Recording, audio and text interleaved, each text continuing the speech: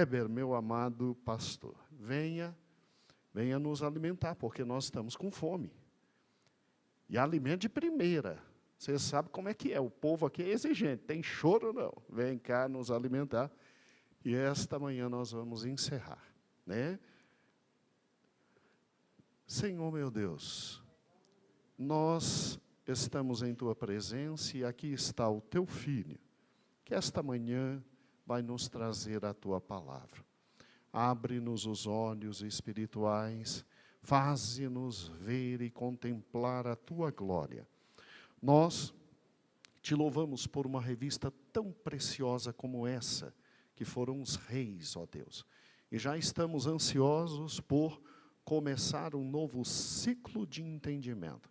Então, louvado seja o Teu nome. Eu sei que Teu Filho já está na Tua presença, mas eu peço agora pelo meu coração, pelo coração do meu irmão, pelo coração dos amados irmãos que estão em casa. Senhor, captura-nos agora para a Tua palavra, que nada possa retirar de nós a capacidade de, nesse momento, ouvir a Tua voz.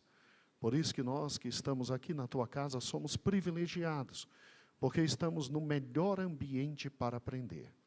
Mas eu sei, Senhor, que meu irmão que está em casa, ele também deseja aprender, e ele não está aqui por algum motivo absolutamente sério. Então eu Te peço, ó Deus, retira todo o impedimento do meu amado irmão, minha amada irmã que em casa estão, para que possam ouvir, compreender, discernir e guardar a Tua voz. Nós Te agradecemos. Amém. Querido pastor. Amém. Pai do Senhor, meus amados irmãos. Estamos aqui na última lição, que é o governo de Deus através da teocracia. Eu convido você a abrir a Bíblia em Salmos, capítulo 103, versículo 19. Abra, por gentileza, em Salmos, capítulo 103, versículo 19. Vamos ler a palavra do Senhor nesse texto, para nós iniciarmos todo o nosso estudo nesta manhã, em nome de Jesus. Você que está em casa, abra também a Bíblia, Salmo 103, versículo de número 19.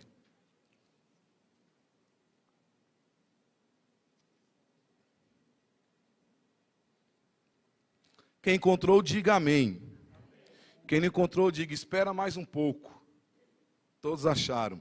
Diz assim a palavra do Senhor: o Senhor tem estabelecido o seu trono nos céus, e o seu reino domina sobre tudo. O Senhor tem estabelecido o seu trono nos céus, e o seu reino domina sobre tudo. Agora abra, por gentileza, em João, capítulo 1, versículo do 1 ao 3. João, capítulo 1, versículo do 1 ao 3. Texto bastante conhecido também da palavra do Senhor.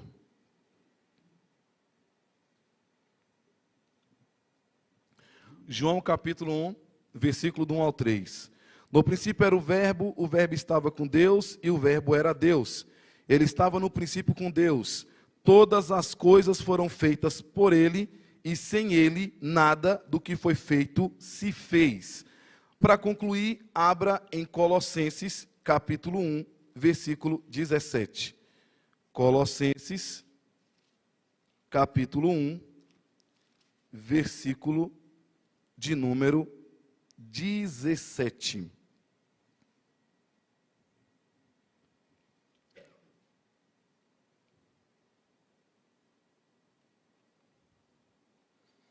Diz assim a palavra do Senhor: e Ele é antes de todas as coisas, e todas as coisas subsistem por Ele.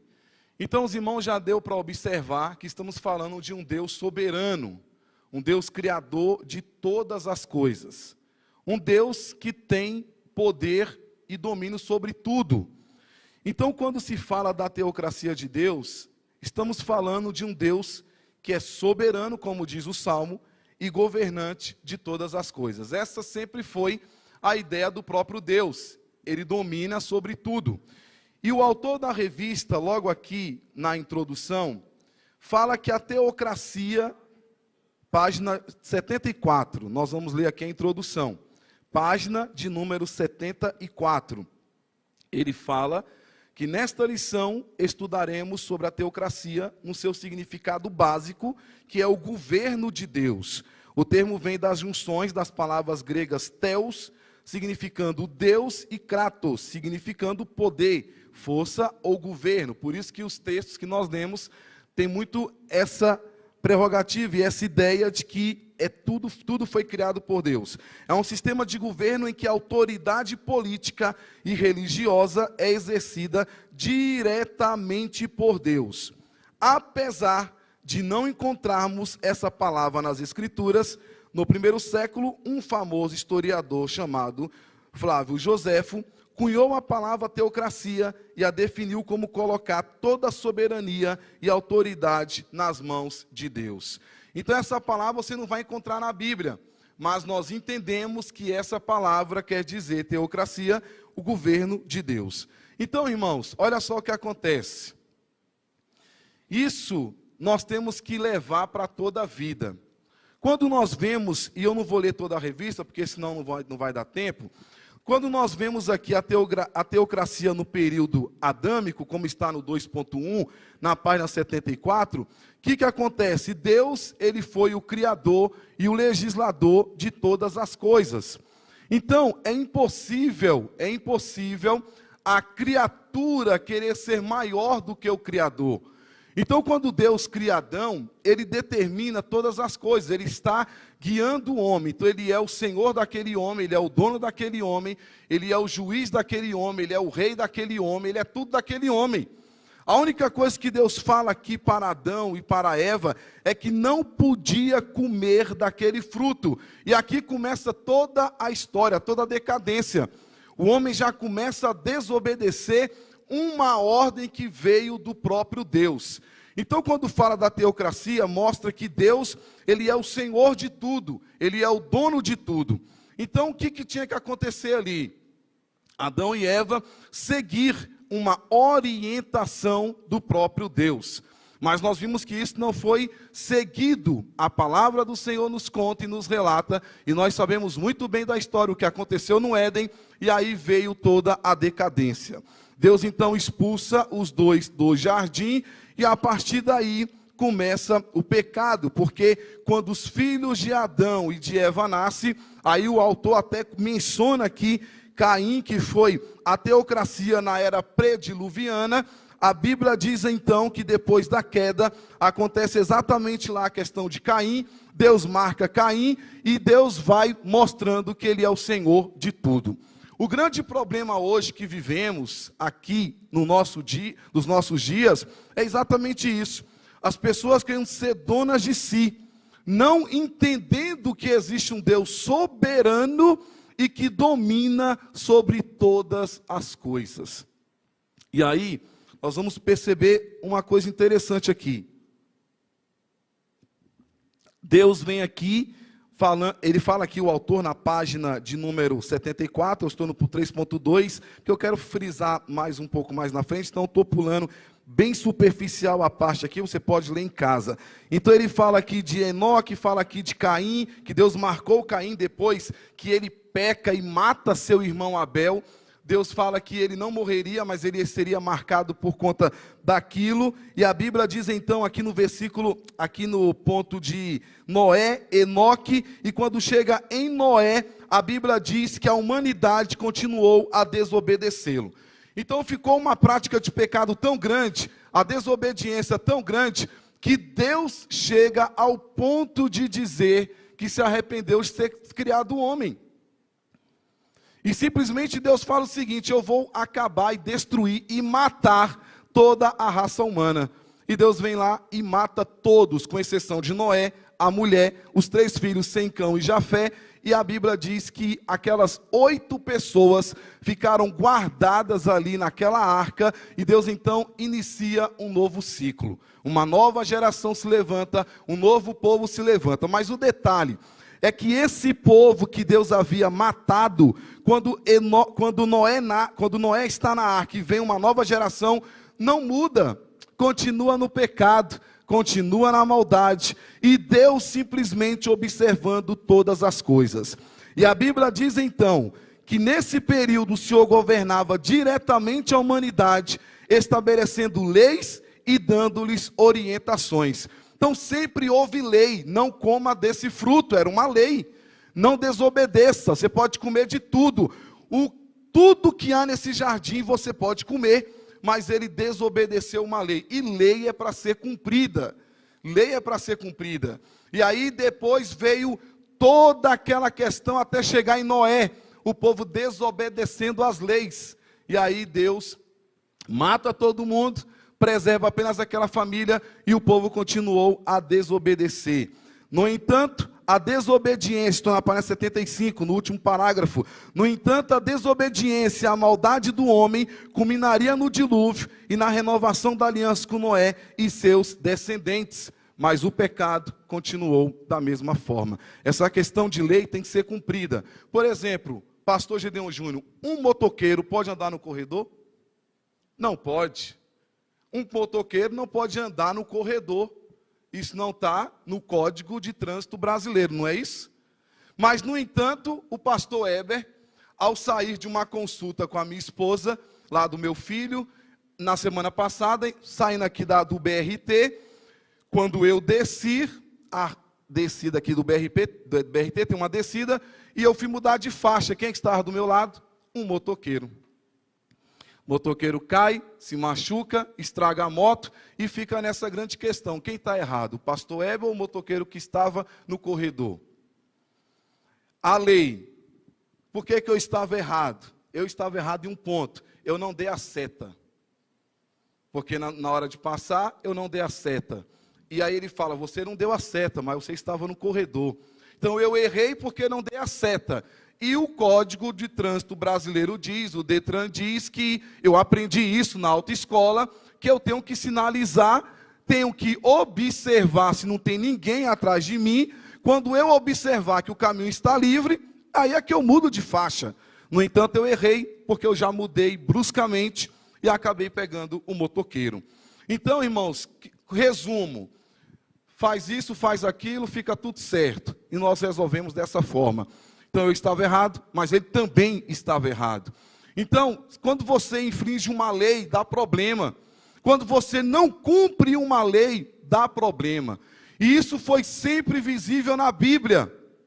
Sempre aconteceu isso na palavra de Deus. O povo querendo ser guiado pelos seus próprios caminhos. O povo querendo ser guiado pelas suas próprias, pela sua própria capacidade, pelo seu próprio discernimento. Isso sempre teve problema na palavra de Deus. Aí a história vai contando, irmãos, nós já estamos aqui na página 75, que tem a teocracia no período dos patriarcas. Deus vem e fala diretamente a Abraão, Deus vem e fala diretamente a Jacó, Deus vem e fala diretamente a Isaac. Então Deus vai falando o seguinte, eu sou o Deus governante de todas as coisas.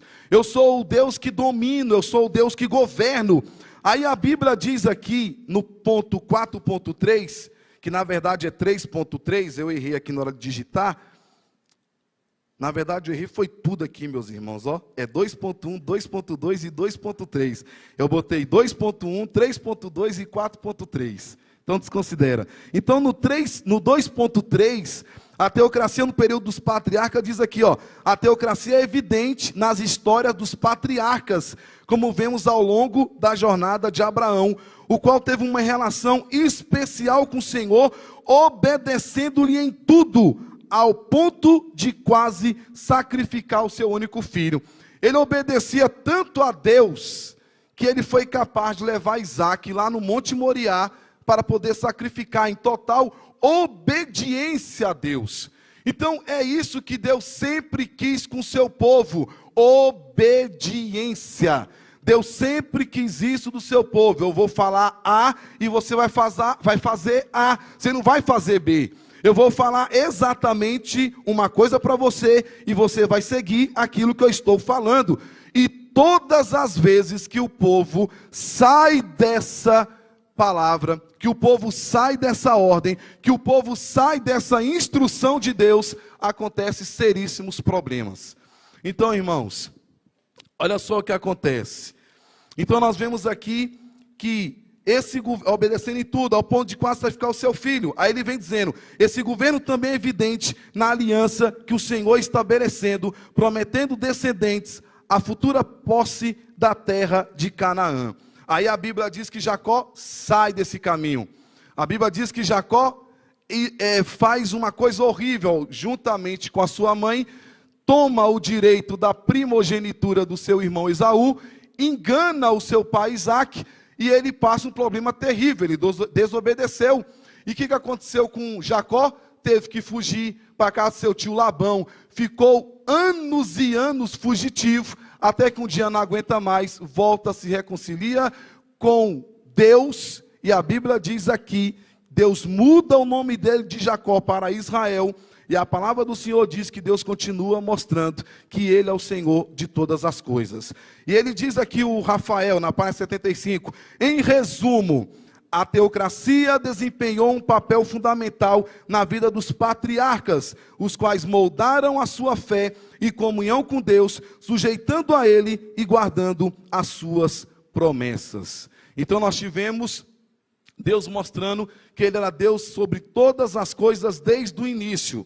E vai mostrando isso ao longo da história, até chegar a teocracia sobre Israel. O povo que Ele escolheu para ser seu. Deus olha para Israel e intitula como seu povo. Então Deus tem um povo. Então, irmãos, quando chegamos aqui na página 75, no tópico 3, eu queria que você acompanhasse o 2.1. Nós vamos fazer a leitura. Diz assim: a teocracia de Israel foi estabelecida após o êxodo do Egito, quando Deus libertou os israelitas da escravidão e fez uma aliança com ele no Monte Sinai. A teocracia foi formalizada com a instituição das leis mosaicas que regulava todos os aspectos da vida em Israel, incluindo questões civis, religiosas e moral. Deus liderou Israel por meio dos representantes divinos, como Moisés e Josué. Então os irmãos lembram muito bem lá da sarça ardente. Os irmãos lembram muito bem o que Moisés estava fazendo ali, cuidando das ovelhas e do gado do seu sogro chamado Jetro. Aí Deus vem numa sarça ardente, fala com Moisés e simplesmente fala que ele seria escolhido para libertar o povo que estava na mão de Faraó do Egito. Aí nós sabemos da história, Moisés veio com todas aquelas desculpas, dizendo que não conseguia falar, que não era um homem culto, não era um homem eloquente, que era pesado de língua. Deus então usa Moisés daquela mesma maneira, daquela mesma forma, e simplesmente Deus usa Moisés para ser o libertador do povo ali no Egito, ali nas garras de Faraó, e começa através de Moisés, com os 10 mandamentos, dar todas as leis. E ali, irmãos, no Monte Horebe, Deus vem dando as leis para Moisés, dizendo: eu quero que meu povo se comporte dessa forma, não matarás, não furtarás, amarás o teu próximo como a ti mesmo, e vem falando todas aquelas leis. Então observa que Deus está dizendo o seguinte: eu sou o seu Deus, mas você não vai viver da forma que você quer. Eu sou o seu Deus, mas você não vai viver da forma que você pensa. Tem leis para ser seguidas, existem princípios, existem diretrizes, existem preceitos, existem mandamentos, e Deus vai mostrando tudo isso ao longo da história. Aí Deus levanta Moisés, que foi um dos grandes líderes ali no povo de Israel, um homem capacitado por Deus, Deus capacitou, não interessa quais sejam as nossas limitações, tem pessoas que têm deficiência nisso, naquilo, Deus usa da mesma forma. A deficiência de Moisés foi visível, ele fala: eu não sei falar, eu sou pesado de língua, eu sou uma pessoa, não sou eloquente. Não tem problema, você tem Arão, e nós vamos trabalhar juntos. E Deus foi fazendo a grande obra na vida de Moisés. Então, irmãos, uma coisa interessante, uma coisa que me veio na mente aqui, pastor: Deus poderia curar Moisés da gagueira, ele poderia fazer isso, ele é Deus soberano, mas só que Deus faz aquilo que tem que ser feito, na hora que tem que ser feito, da forma que tem que ser feito. Sabe por quê? Porque ele é Deus soberano sobre todas as coisas. Ele não quis curar Moisés, mas usou Arão para ser o porta-voz de Moisés. Aí quando nós vemos Josué, o que acontece, irmãos? Tem aquela grande questão ali daquele povo murmurador. O povo começou a murmurar, começou a questionar várias coisas, e Deus foi simplesmente tendo ira desse povo. Porque Deus deu tantos milagres ali no Êxodo, Deus fez tantas maravilhas, Deus abre um mar para o povo passar, paredões de água se formam um do lado do outro, Deus faz milagres, Deus realiza milagres, e o povo começa a questionar, começa a murmurar. A grande promessa de Deus era o quê? Vocês vão entrar numa terra que mana leite e mel, uma terra próspera, uma terra farta. Deus manda que Moisés envie espias para verificar isso com seus próprios olhos. Os espias voltam e falam, realmente é verdade, é uma terra boa, uma terra próspera, é uma terra farta, mas ainda assim o povo murmura. O que Deus faz? Tranquilo, ninguém vai entrar nessa terra. Ninguém vai entrar na terra prometida, exceto 2 homens, Josué e Calebe. Aí Deus vai preparando Josué para entrar no lugar de Moisés e vai simplesmente mostrando que Deus iria colocar esse povo em uma terra que mana leite e mel. Deus havia dito para Moisés que simplesmente tinha escolhido Israel para ser o seu povo. O povo murmura, não entra na terra. Deus levanta outra geração, 40 anos depois, o povo vai lá, entra em Jericó, consegue conquistar Jericó e entra na terra que mana leite e uma terra que mana mel. Sabe o que aconteceu? O povo continuou caindo em pecado. O povo continuou entrando na maldade. O povo continuou entrando na iniquidade. E eu queria que você abrisse Juízes agora, por favor, por gentileza. Abra o livro de Juízes, capítulo 2, versículo 11. E aí o povo continuou fazendo mal. E quando nós entramos em Juízes, capítulo 2, versículo 11 ao 15, eu queria que você acompanhasse, por gentileza. Olha só o que diz Juízes 2:11. Vamos começar com o versículo 11. Os irmãos encontraram? Juízes, capítulo 2, versículo 11. Então fizeram os filhos de Israel o que parecia mal aos olhos do Senhor, e serviram aos Baalins, vários tipos de Baals. Versículo 13, porquanto deixaram ao Senhor, e serviram a Baal, e serviram a Astarote. Versículo 16, e levantou-se o Senhor juízes, que os livraram da mão dos que os roubaram, porém tampouco ouviram os juízes, antes se prostituíram após outros deuses, encurvaram-se a eles, depressa se desviaram do caminho por onde andaram os seus pais, ouvindo os mandamentos do Senhor, mas eles não fizeram assim. Versículo 19, porém sucedia que, falecendo o juiz, tornavam e se corrompiam mais do que seus pais, andando após outros deuses, servindo-os e encurvando-se a eles, nada deixaram das suas obras, nem do seu duro caminho. Aí Deus teve que levantar Eude, Deus teve que levantar Sangar, Deus teve que levantar Jair, Tola, Jefité, Deus teve que levantar Gideão, Deus teve que levantar Débora, e era o seguinte, Jefité morria, caía no mal, aí se levantava Jair, Jair conseguia trazer o povo ficava tranquilo, Jair morre, aí o povo caía no pecado, aí Deus levantava Jefité, tranquilo, o povo se voltava, Jefité morre, o povo caía no mal, caía no pecado, caía na desobediência, e aí irmãos, o que acontece? Também o período dos juízes não resolveu o problema, continuou caindo no mesmo pecado, na mesma iniquidade. É por isso que no 3.3 fala declínio da teocracia em Israel. Houve uma queda, houve exatamente uma ruína. O povo foi simplesmente mostrando que servir a Deus não estava tão no coração. Tanto é que nós vamos chegar agora num texto muito importante, tanto é que Deus tenta mostrar, basta a mim Vamos viver na teocracia, vamos estar nesse estilo de governo, não na monarquia, não na democracia. Vamos viver na teocracia. Eu vou governar, eu sou o suficiente para governar vocês. Só basta seguir os meus preceitos e os meus mandamentos. Mas o que acontece? Abra por gentileza em nome de Jesus, em 1 Samuel capítulo 8. 1 Samuel capítulo 8. Primeiro livro de Samuel, capítulo de número 8. E nós vamos ler um texto aqui interessante, para os irmãos entenderem. Primeiro livro de Samuel, capítulo 8. Versículo 1 em diante. E sucedeu que, tendo Samuel envelhecido, constituiu seus filhos por juízes sobre Israel. E era o nome do seu filho primogênito Joel, e o nome do seu segundo Abias, e foram juízes em Berseba.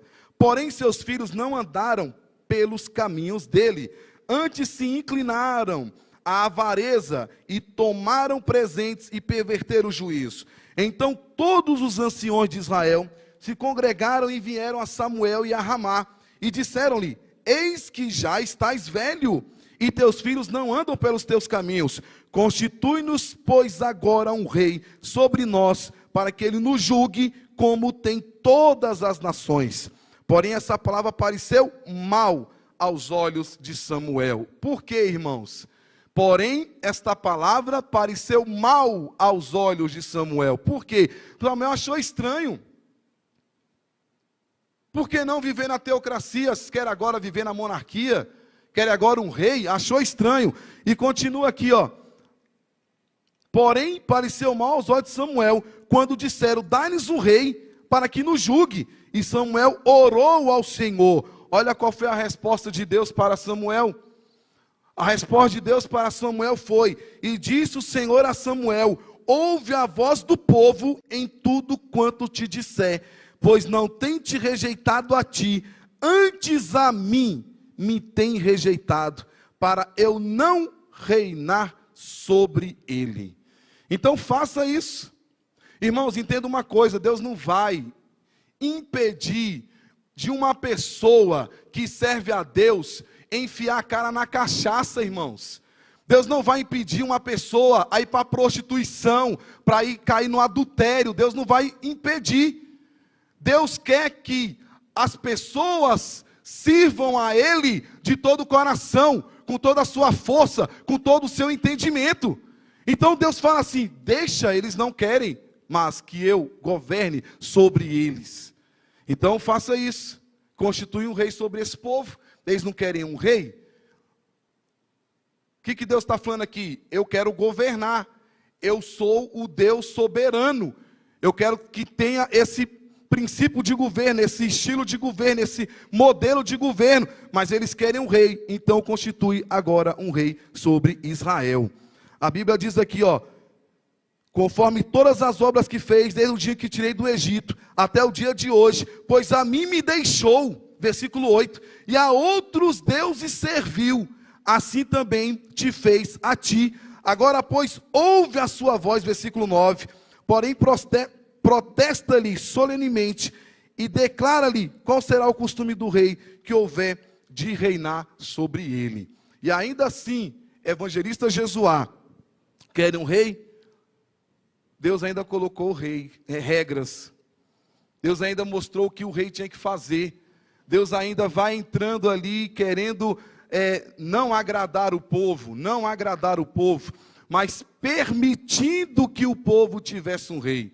E aí nós vemos, irmãos, tudo o que aconteceu no período de Israel. Nós aprendemos aqui com Saul, aprendemos o que houve com Davi, nós aprendemos o que houve ali, todos os reis na divisão do reino, com Roboão, com Abias, aqui em cima Jeroboão, Baasa, Nadab, Acabe, Acasias, vemos tudo isso. Aqui no sul Manassés, um homem maligno, um homem mau, mas que pelo menos no final se rende ao Senhor. Aqui em cima não aconteceu isso. Acabe teve várias oportunidades para se voltar a Deus, não se voltou, e nós vemos isso, irmãos, que eles simplesmente quiseram um rei. Não era da vontade de Deus, mas eles quiseram um rei. E Samuel achou estranho o pedido. E olha só a justificativa. Tudo bem, você está velho, seus filhos não querem nada com Deus, mas constitui agora um rei, como tem todas as outras nações. Todas as outras nações têm um rei. Por que que só Israel não vai ter um rei? Então constitui um rei sobre nós, como tem todas as outras nações. O nosso grande erro, nosso grande mal, é querer viver de acordo com os outros. Mas o outro faz, mas o outro age assim, mas o outro é dessa forma, mas o outro faz assim e vive bem, o outro faz assim e está tranquilo, o outro vive assim e está com grana. Então, por que eu não posso viver como o outro? Você não é o outro, você é um povo de Deus, eu não sou o outro. Eu sou o povo de Deus. E Israel era povo de Deus. Aí Deus fala, tranquilo, vocês querem? Vamos lá, vamos colocar um rei. Aí coloca Saul, não dá certo. Coloca Davi, Davi também vacila. Aí começa ali Salomão, e nós vimos Roboão, divisão do reino. Aí é onde entra o declínio. Olha só o que diz aqui no 3.3, o declínio da teocracia em Israel. O declínio da teocracia em Israel se deu por vários fatores. Um dos principais foi o sincretismo de culturas e religiões pagãs, pois a assimilação de práticas e rituais pagãos provocou um enfraquecimento da fé no Senhor e declínio espiritual, especialmente durante o período do reino dividido de Israel e Judá. Tais práticas culminaram na opressão por nações inimigas e no exílio babilônico. Aí onde foi entrando Astarote, Azerá, Baal, as religiões que vamos aprender aqui na próxima quarta-feira, as religiões dos cananeus. Aí começaram todo tipo de declínio, o povo foi se esfriando mais e mais, se afastando mais e mais de Deus. E aí o que acontece? As pessoas deixaram de servir a Deus. Começaram a servir a Baal, começaram a servir a Astarote, começaram a servir Jezabel, começaram a servir Acabe, e nós vemos que Deus sempre trazendo. Mas interessante, nós já aprendemos isso, mas só pincelando aqui, sempre tem alguém que não se corrompe, sempre tem alguém que não vai nessa onda, nesse oba-oba. Por exemplo, Obadias trabalhava com Acabe, não tenho nada a ver com Acabe. Ele é maligno, ele é mau, não tem um problema, eu sou homem de Deus e vou continuar sendo homem de Deus.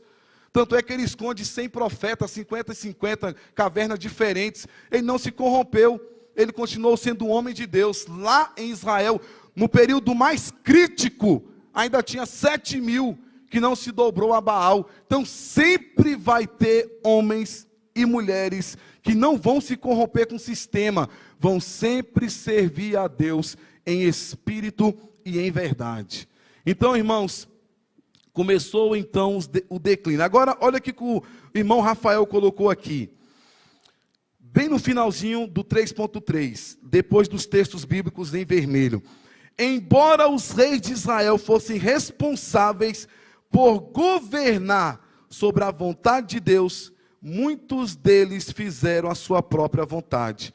Além disso, a corrupção e a falta de liderança espiritual por parte dos sacerdotes e profetas contribuíram para a deterioração da teocracia. No entanto, Deus prometeu restaurá-la e restabelecer um novo pacto com seu povo por meio do Messias, que governaria como rei e sacerdote eternamente. Então nós vimos, irmãos, que não resolveu o período da monarquia. Não resolveu. Aí nós vamos ver aí, estudar aí, né? Primeiro Reis, vamos entrar essa semana em Segundo Reis, vai ter Primeiro Crônicas, Segundo Crônicas, até nós chegarmos lá na época dos profetas, a mesma luta. Aí Deus vai levantar profeta Isaías, Jeremias, Ezequiel, Zacarias, vai levantar os profetas Naum, Abacuque, Sofonias, Ageu, Amós, Joel. Para quê, irmãos? Alertar o povo, trazer o povo. O que acontece? Não quis, não adiantou. Chega-se Malaquias, que é o último livro do Velho Testamento. O povo está em declínio espiritual, não quer nada com Deus, se afundando no pecado, se afundando no lamaçal. Aí é onde entra o período interbíblico, ou intertestamentário, ainda onde fica ali 400 anos de silêncio, porque Deus simplesmente, de Malaquias até chegar ali a vinda do Messias, Deus não fala mais com o povo. Deus não quer falar mais com aquele povo que o rejeitou. Aí nós temos agora uma nova fase na teocracia, que é a teocracia em Cristo. Então, recapitulando, desde aqui, irmãos, de Adão, até chegar aqui, irmãos, até chegar em Malaquias, Deus, de todas as formas, tentando trazer o povo à sua presença. Só que Deus não é invasivo, Deus não é autoritário, Deus não vai obrigar que você sirva a Ele, você vai servir a Ele em espírito e em verdade, com todo o seu coração, com todo o seu entendimento, com toda a sua força. Quem aqui foi obrigado a servir a Deus, levante a mão para que eu possa ver. Alguém te obrigou, Ivan, a servir a Deus? Alguém te obrigou, pastor Nascimento? Alguém te obrigou, Érica, a servir a Deus? Estamos aqui porque entendemos que Deus é a coisa no bom sentido, né, mais importante da nossa vida. Sem Ele nós não somos ninguém. Sem Ele não somos nada. Sem Ele nós não somos absolutamente ninguém. Quer ver uma coisa interessante? Abra a sua Bíblia, por favor, aí, no nome de Jesus. Salmo 24, versículo 1 e 2. Salmo 24, versículo 1 e 2. Antes de passar para o Novo Testamento. Olha o que diz aí, Salmo 24, versículo 1 e versículo 2. Abra por gentileza. Olha o que diz aí, Salmo 24, 2. Do Senhor é a terra e a sua plenitude, o mundo e aqueles que nele habitam. Porque ele fundou sobre os mares e afirmou sobre os rios. Abra sua Bíblia, por gentileza, em Romanos capítulo 9, versículo 20. Romanos capítulo 9, versículo 20. Romanos 9, versículo de número 20 ao versículo 23. Diz assim a palavra do Senhor.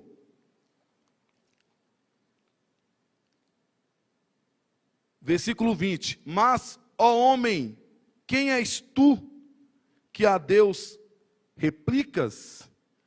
Porventura a coisa formada dirá ao que a formou, por que me fizeste assim?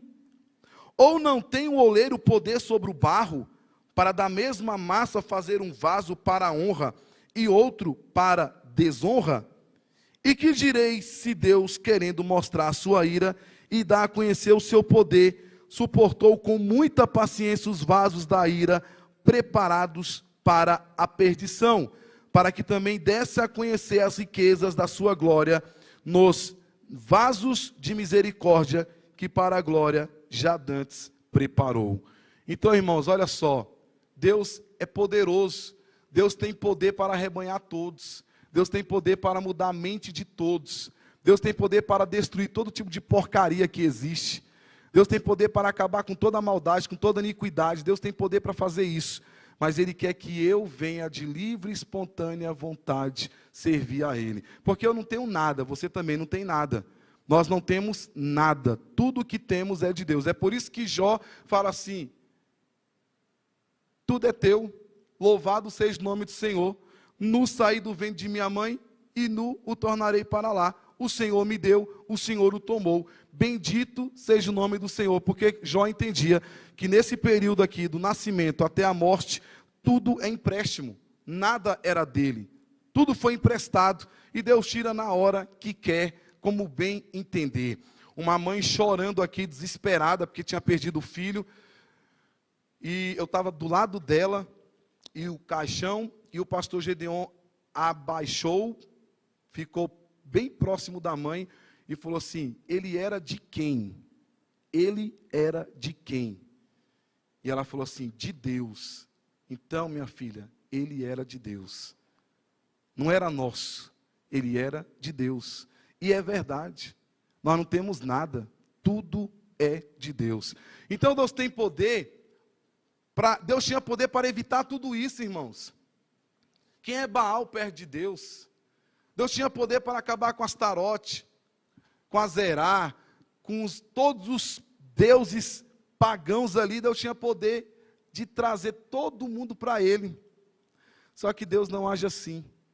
Ele quer ser o Deus soberano na minha vida a partir do momento que eu queira. Se eu não quiser, Deus não vai impedir. É por isso que tem muitos homens e mulheres de Deus caindo no pecado, se desviando, caindo no mal. Eu encontrei um pastor abençoadíssimo aqui, que era da Santa Maria, contando um relato de um jovem lá, fazia, acontecia, hoje em dia caiu no mundo do homossexualismo. Deus poderia impedir? Poderia, mas só que Deus não vai agir dessa forma. A minha esposa encontrou um rapaz aqui próximo da minha casa que assustou, está atolado no mundo das drogas, no crack, está envolvido no alcoolismo, e era um jovem líder de mocidade da igreja que a Lidiane era, que eu fiquei um período lá, fazia a obra, era tocador, fazia tudo. Hoje em dia está dessa forma. Deus poderia impedir? Poderia, mas Deus não vai fazer. É o livre-arbítrio da pessoa. Deus fez isso desde lá do início.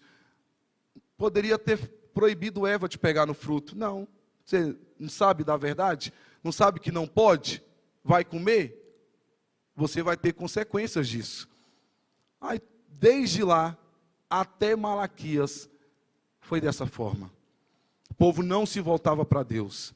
Deus fez de tudo. Juízes, até mesmo os reis para trazer o povo, juízes, os profetas. Chega Malaquias, irmãos, que quando você lê, são 4 capítulos. O povo está no auge do seu pecado, declínio espiritual gigantesco. Aí Deus fica 400 anos sem falar com esse povo. Aí vem aqui agora mostrando uma nova realidade, que é a teocracia em Cristo. Leia por gentileza, página 77. É chegado o reino de Cristo. João Batista anunciava a chegada do reino. E em seguida o próprio Jesus anunciava abertamente a sua chegada. E o fazia pela consciência de que era rei. Desde então começou a pregar e a dizer: arrependei-vos, porque é chegado o reino dos céus. O Evangelho de Mateus fala do reino de mais de 50 vezes. Ele alude ao reino messiânico, conforme profetizado por Daniel. Esse reino será definitivamente estabelecido quando a pedra cortada, sem ajuda de mãos, e se referindo à estátua de Nabucodonosor, que tinha parte de ferro, parte de bronze, cabeça de ouro. Aí a profecia dizendo que haveria uma pedra cortada sem ajuda de mãos humanas, porém colocaria fim ao sistema mundial dos gentios. O Messias reinará conforme prometido por Deus a Davi, uma promessa em 2 Samuel, capítulo 7, do 7 ao 10, que é por isso que Jesus é chamado filho de Davi. Houve uma promessa aqui a Davi. Por ocasião da anunciação do nascimento de Jesus, o anjo Gabriel confirmou isso a Maria. Porém, o reino tem mais implicações do que a meramente escatológica. Quando Jesus afirmou que o reino já estava entre os discípulos, ele não o estava apresentando em seu âmbito escatológico, mas presente. Aí é aquele texto, irmão, de Filipenses 2, versículo 5, de sorte que haja em vós o mesmo sentimento que houve também em Cristo Jesus, que sendo em forma de Deus, não teve por usurpação ser igual a Deus, mas a si mesmo se esvaziou, tomando a forma de servo, e achado na forma de homem, foi obediente até a morte, e morte de cruz. Então, houve um plano, porque ninguém resolvia isso. Todos os sacrifícios foram feitos. Aí por isso que lembramos lá, na última lição que teve sobre os sacrifícios, tetelestai, está tudo consumado. Jesus teve que vir, irmão, para salvar um povo que não quis. E aí quem é esse povo que não quis? Aliás, esse povo rejeitou a Deus. Aí Deus chamou quem? Nós. Nós fomos um povo achado. Deus nos escolheu porque o povo não quis. Não quis servir a Deus. Deus fez de tudo para que esse povo pudesse estar aos pés dele. O povo rejeitou, o povo não quis. Aí Deus levanta, Deus traz Jesus, tira da sua glória, esvazia da sua glória, coloca lá, irmãos, chama Maria, uma mulher índole, uma jovem noiva, virgem, conversa com Maria, vem, Maria oferece o ventre a Jesus, que ela poderia dizer não. Ela também poderia dizer não. O anjo conversa antes com ela. Como é que vai ser isso? Não, vou avisar seu noivo. Tudo certo. Nenhum homem vai te tocar, porque a grande preocupação, como é que vai ser isso? Sou virgem, vou me apedrejar. Fica tranquila, o que será gerado é do Espírito Santo. Homem nenhum vai te tocar. Ela aceita, Jesus nasce. E aí, irmãos, Deus começa a fazer todas as coisas. Só que tem um grande detalhe. Olha aqui, irmãos, por gentileza. 2.2, 4.2. O reino espiritual de Cristo é descrito como o reino não desse mundo, mas de natureza espiritual e celestial. Jesus ensinou que o reino de Deus já está entre nós, e a entrada nele requer arrependimento e fé. Ou seja, agora temos um reino. Eu vou reinar sobre vós, mas para entrar no meu reino, o reino de Cristo, o reino dos céus, que o apóstolo Paulo fala em Filipenses que são a mesma coisa, basicamente a mesma coisa, nós vamos ler aqui no texto. Então olha só, irmãos, agora para entrar no reino de Deus, tem que haver um arrependimento. Aí diz aqui, ó, é importante notar que o reino de Cristo é uma expressão específica do reino de Deus. O reino de Deus é um conceito mais amplo que engloba toda a criação e a soberania de Deus sobre tudo e todos. O reino de Cristo, por um outro lado, refere-se especificamente à autoridade e ao senhorio de Jesus como Filho de Deus. Assim, o reino de Cristo fala do reino de Deus, centrado na pessoa e obra de Jesus. Centrado na pessoa e obra de Jesus. O que Jesus fala lá para Nicodemos, em João 3? É necessário que tu venha a nascer de novo, para entrar no reino dos céus. Como eu, sendo velho, vou nascer, entrar no ventre da minha mãe novamente, Nicodemos, como sendo tu mestre em Israel, não compreende estas coisas? O que é nascido da carne é carne, o que é nascido do Espírito é Espírito. É necessário que tu venha a nascer de novo. Então, irmãos, qual o grande detalhe aqui? Assim como o povo de Israel rejeitou a Deus, se nós não obedecermos à vontade dos céus, também perderemos essa bênção, também perderemos o reinado, também perderemos a mansão celestial, também perderemos a entrada e a morada celestial. A morada já está preparada. Não se turbe o vosso coração, é o que diz a Bíblia. Na casa de meu pai há muitas moradas. Se não fosse assim, eu não vos teria dito. Mas eis que vou para o meu pai preparar-vos um lugar, para que aonde eu estiver, estejais vós também. Então, o que nós entendemos? Nós aceitamos a Jesus, nos batizamos, passamos por um novo nascimento, dizendo o seguinte: Deus, reina sobre a minha vida, reina sobre mim, tenha o domínio sobre a minha casa, sobre a minha família, sobre todas as coisas. O pastor Lutero, pregando lá na Pastora Socorro, ele diz que tem um hino, né, que fala: entre na minha casa, entre na minha vida, mexe com a minha estrutura. Então quer dizer, você realmente quer que Deus te governe, que Deus mande na sua vida, então tem que haver arrependimento, porque senão não entrará no reino dos céus. Então nós fomos privilegiados, irmãos. O povo não quis, foi um povo rejeitado. Eu serei achado por um povo que não me busca. E aí nós encontramos essa graça. Agora, vamos entrar de que forma? Em espírito e em verdade. Santificação, sem a qual ninguém verá a Deus. Santificação, sem a qual ninguém verá a Deus. Então eu tenho que fazer o quê? Eu quero que tu, ó Deus, reine sobre a minha vida. Eu tenho que me arrepender todos os dias, porque aí eu vou ter acesso aos céus. Sem isso, não teremos acesso aos céus. E aí nós temos aqui o reino, o governo milenar, porque o evangelista Rafael dividiu a teocracia em Cristo em 3 pontos: o reino de Cristo, o governo espiritual de Cristo e agora o governo milenar.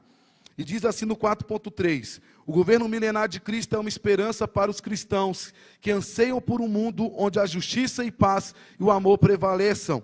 No milênio, Satanás será aprisionado e Cristo se assentará no trono de Davi, conforme está em Lucas 1, 32 e 33. E estabelecerá um reino de justiça, e os que lhe forem fiéis reinarão com ele sobre a terra. No entanto, após os 1000 anos, Satanás será solto por um curto período a enganar as nações, até ser definitivamente derrotado. Depois disso, virá o fim, quando Cristo tiver entregado o reino a Deus. Paulo disse que todas as coisas lhe estiverem sujeitas, então ele mesmo se sujeitará àquele que lhe sujeitou todas as coisas, para que Deus seja tudo em todos. Assim será estabelecido o reino eterno de Deus, onde todos os salvos desfrutarão da glória e da comunhão perdida no Éden. Perdida no Éden. Então, irmãos, o que nós observamos aqui? Que para ir ao céu, existe muita renúncia.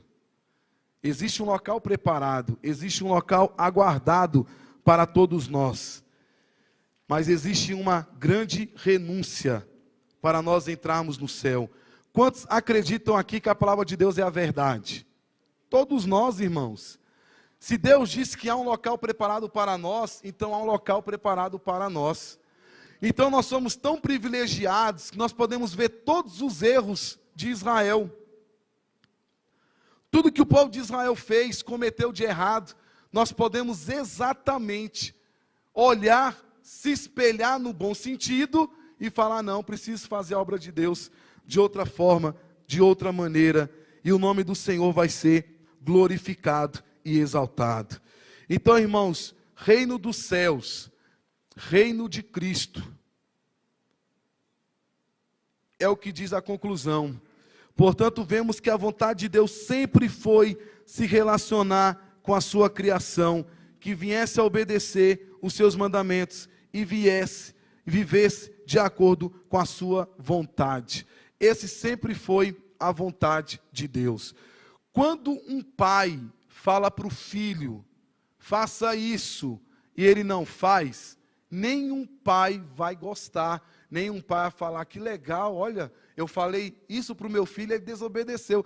Que coisa bacana, bonito, top, meu filho desobedeceu, legal isso. Quem é que vai falar isso? Qual é o pai que vai fazer isso?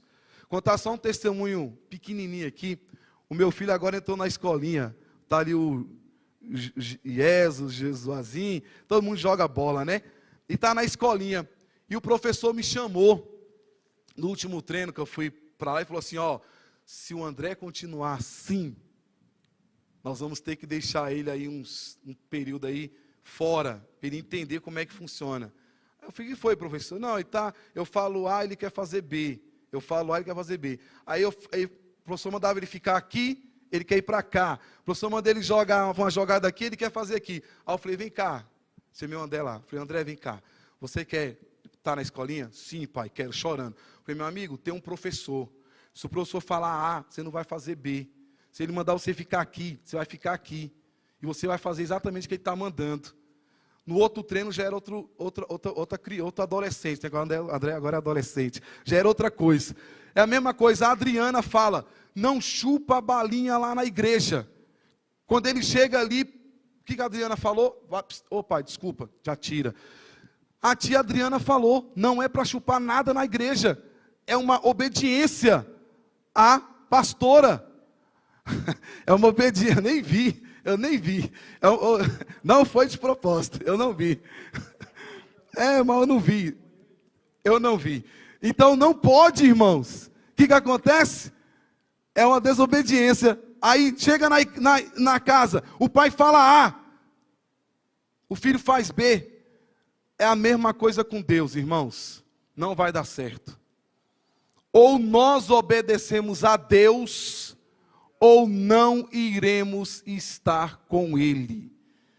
E Deus fez isso em toda a história de Israel. Deus fez de tudo, irmãos, para poder resgatar esse povo. Deus amava Israel. Deus fez de tudo para que esse povo se rendesse a Ele. Mas o povo sempre indo contra a vontade de Deus. É a mesma coisa. Não é só o pai, não é só a mãe, não é só a tia da escola dominical, não é só o seu professor lá na sala de aula, não é só o professor lá do futebol, é a igreja, irmãos. É o que o pastor, a pastora determina sobre nós. Deus colocou homens e mulheres de Deus para estar na frente do seu povo, diante da sua igreja. Assim em todo local, é no trabalho. No trabalho tem regras, tem ordens. O Jesuá não vai fazer o que quer lá no trabalho, vai ter problema. O Ivan não vai fazer o que quer lá no trabalho, vai ter problema. O pastor Gedeon Júnior, que trabalha há anos no tribunal, não vai fazer o que quer lá no tribunal. Tem regras, tem leis, tem ordens a seguir. Por que que com Deus, irmãos, vai ser diferente? Deus não vai tolerar a desobediência. O que Ele faz, pastor Heber? Ele permite, irmãos. Quer? Vá lá. Quer sair da minha presença? Acha que vai ser bom? Vai. Quer fumar? Quer beber? Quer se prostituir? Vá lá. Interessante, estou terminando. Falaram assim: vocês não podem nada, vocês estão escravizados. Vocês não podem fumar, não podem beber, não podem se prostituir, não podem se adulterar. Vocês vivem numa caixinha aprisionada e vocês não podem nada. Vida boa é a minha, que eu posso fazer o que eu quero. Aí o rapaz falou assim: meu amigo, você está enganado. Eu sou tão livre, mas tão livre, que eu tenho autoridade de dizer não à prostituição. Eu tenho autoridade para dizer não ao pecado. Eu tenho autoridade para dizer aquilo que não presta e falar assim: eu estou escolhendo a Deus. Isso é liberdade. Você, pelo contrário, aí sim existe uma escravidão. Mas Deus pode te libertar e pode te salvar e pode te trazer para a sua presença. Mas Deus só vai fazer isso se a pessoa quiser. Não tem como o irmão ali pegar uma pessoa, amarrar, trazer, ninguém quer isso. A nossa igreja não ia aceitar isso. Uma pessoa que é amarrada, vai ficar aí, tem que servir a Deus, você não tem outra escolha não. Negativo, irmãos. Deus não vai trabalhar dessa forma. E o evangelista termina aqui, ó. Vemos que a vontade de Deus sempre foi se relacionar com a sua criação, que viesse a obedecer a seus mandamentos e vivesse de acordo com a sua vontade. Apesar das falhas humanas e das desobediências do povo, a teocracia serviu como um prenúncio do reinado eterno de Cristo, que trouxe a salvação e a esperança de um reino de Deus, onde a justiça e a paz prevalecerão eternamente. Aí viveremos com o Senhor eternamente, novos céus e nova terra, corpo glorificado, corpo transformado.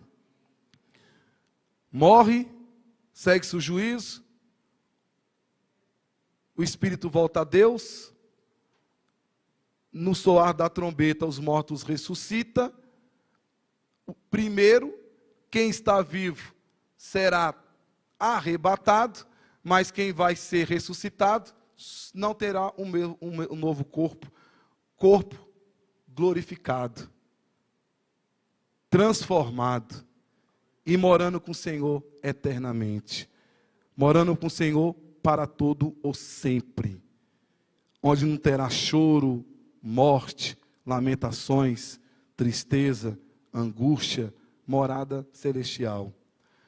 E aí, irmãos, nós somos privilegiados que podemos aqui, dizer: eu quero servir a Deus. Por isso que eu tenho que estar preparado todo instante, a todo momento. Porque quando o Senhor chamar, né, como lá Pedro, né? Desde quando nossos pais dormiram, todas as coisas permanecem desde o princípio da criação. Ou seja, nada muda. Vocês estão com essa história, conversa fiada aí, que Jesus vai voltar, e Jesus nunca volta. Essa história aí, ó, estou ouvindo há anos. História de carochinha, conversa, vai voltar coisíssima nenhuma. Aí o que Pedro fala lá na sua carta? Um dia para o Senhor é como se fosse 1000 anos. Deus não retarda a sua promessa. Ele volta todo dia. Todo dia ele volta. Minha prima estava no ônibus, desceu para ir para casa, o ônibus bate no peito dela, ela cai, bate a cabeça. 3 dias depois, estávamos aqui sepultando a minha prima. Temos que estar preparado todo instante, todo momento. Ao sair daqui, quem é que garante que eu vou chegar em casa? Quem é que garante que eu vou estar aqui no culto à noite? Quem é que garante isso? Porque Deus é soberano. Ele é Senhor sobre todas as coisas. Amém? Então, irmãos, eu não sei se os irmãos entenderam. Peço perdão pelo texto aí que me falhou de Efésios, mas depois eu posso ver. E que Deus possa abençoar a vida dos irmãos. Uma revista abençoada. Você pode acompanhar os estudos lá no nosso canal do YouTube. Vou organizar a playlist e tudo vai estar lá. Amém? E que o nome do Senhor seja glorificado. Vamos orar no nome de Jesus. Senhor nosso Deus, muito obrigado, Senhor, por esta palavra. Que o teu nome seja engrandecido e glorificado. Abençoa a nossa vida nesta manhã, pelo teu poder e pela tua graça. Que o teu nome seja exaltado em o nome do Senhor Jesus. Te louvamos e te adoramos. Que o teu nome, Senhor, que nós nunca possamos perder esta verdade, de que tu é o único Deus soberano, que tu dominas sobre todas as coisas, tu és Senhor sobre tudo, e que nós não temos nada, Senhor, tudo é teu. Por isso, Pai, venha perdoar os nossos pecados, porque pecamos no pensar, no falar e no agir. Que possamos seguir a tua palavra é a verdade. Que possamos entender que existem leis, mandamentos, preceitos, estatutos, meu Pai. Em o nome de Jesus, eu quero te agradecer por toda esta revista. Quero te agradecer pela vida do pastor Gedeon Júnior, que é o coordenador de todo esse trabalho. Abençoa a pastora Loide, que está na frente dessa obra. Abençoa o evangelista Rafael, que escreveu justamente ali com o pastor Arnaud, presbítero Renato. Pai, muito obrigado, Senhor. Aprendemos muito nessa revista. E que o teu nome seja glorificado e exaltado. Pai amado, em o nome de Jesus, que as pessoas reconheçam que precisa se render aos teus pés. E que o teu nome seja engrandecido. Obrigado, meu Deus, em nome de Jesus. Amém e amém. Queridos, Deus abençoe a paz do Senhor Jesus.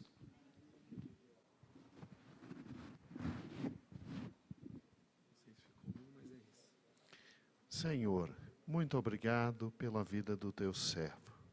Continua abençoando, dando da tua palavra. Abençoa a esposa, os filhos. Ó Senhor, muito obrigado por tudo que nos destes esta manhã. Amém e amém. Glória a Deus. Olha, irmãos, quem desejar a revista, pastor Eber já nos avisou que ele já tem e já está disponível, tá bom? Fechamos um ciclo, terminamos todo um ciclo e agora vamos para um novo ciclo. Nós vamos estudar, irmãos, sobre o Espírito Santo. O Espírito Santo. Fundamental, tudo que está aqui, uma revista muito bem escrita, e nós vamos ser abençoados no próximo trimestre de forma muito grande mesmo.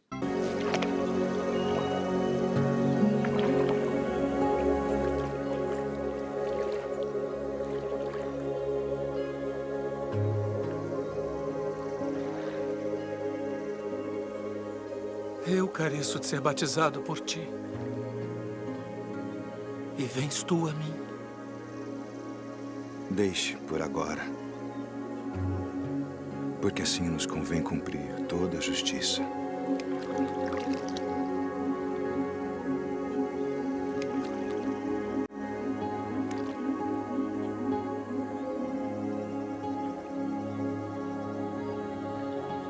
tendo autoridade do Deus Todo-Poderoso, eu te batizo como testemunho de que fizeste convênio de servi-lo.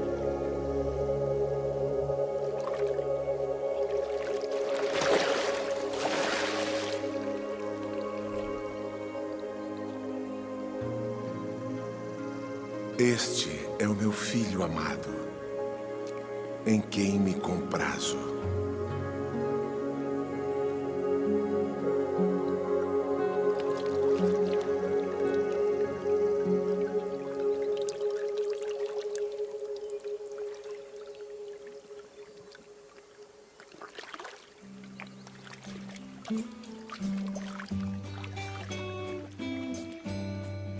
Espírito Santo,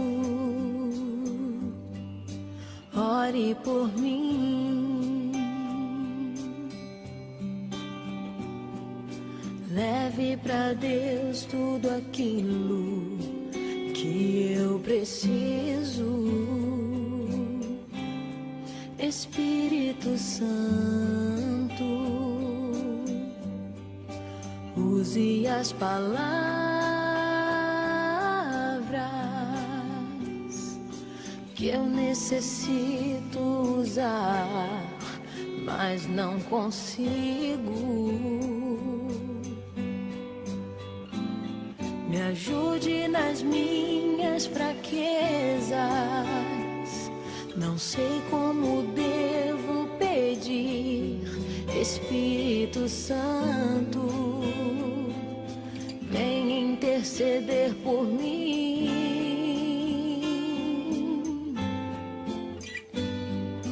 Todas as coisas cooperam para o bem daqueles que amam a ti. Espírito Santo, vem orar por mim. Estou clamando, estou pedindo, só Deus sabe a